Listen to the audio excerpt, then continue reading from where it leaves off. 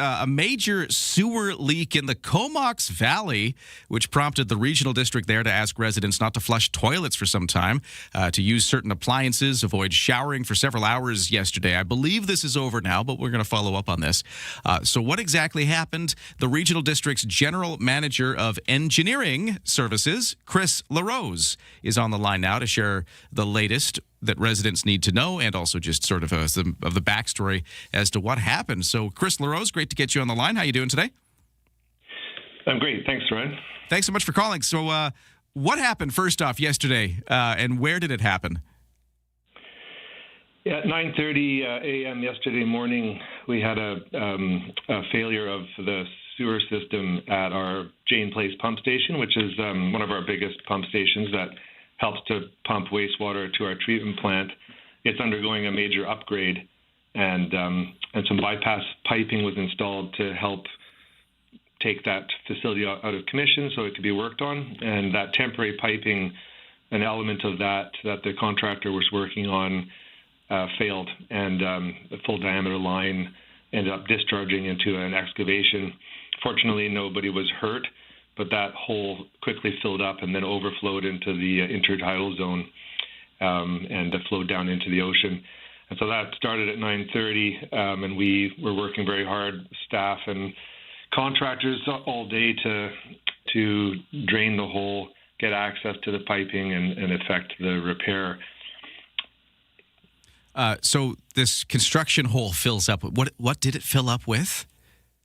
So it's the raw wastewater. So the wastewater coming from the municipalities of Courtenay and Comox all flowed through that pipe. So it was the full flow from both communities. So as you can imagine, that hole filled up very quickly, like within seconds, and then it was overflowing into the ocean. It looked like a good-sized creek of raw wastewater. That's awful, but wow, just assuming for you, this is like one of the worst calls you could possibly get. Like, this is what you got to deal with.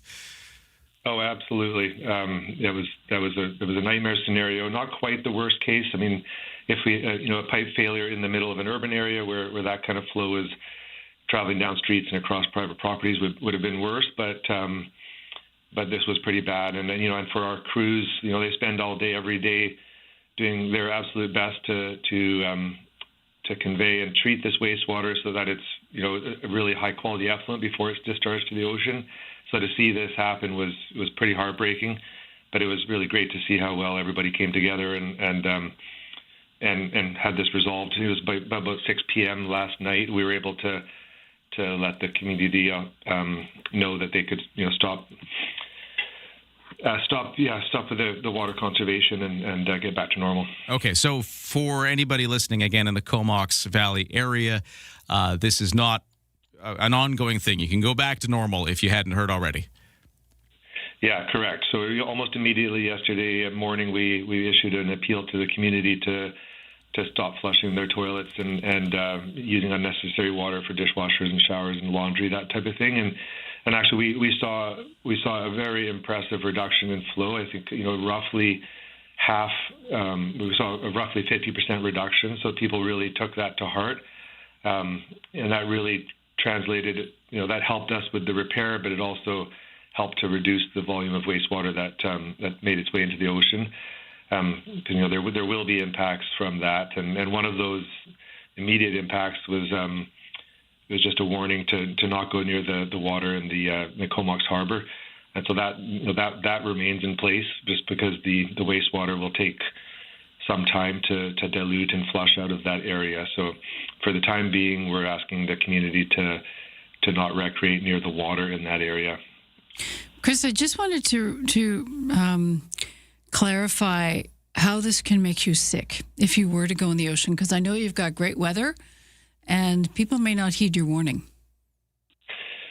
Yes, no, you're right, and we're working, with municipalities, with the Comox First Nation, all levels of government to be as effective as possible with our notifications and warnings, and so that the mechanism that it could make people sick is just there's raw wastewater has a very high level of bacteria and other pathogens in it, so it'll take some time for that to dissipate. So the risk would be that you could get sick from those bacteria or viruses that are in the wastewater.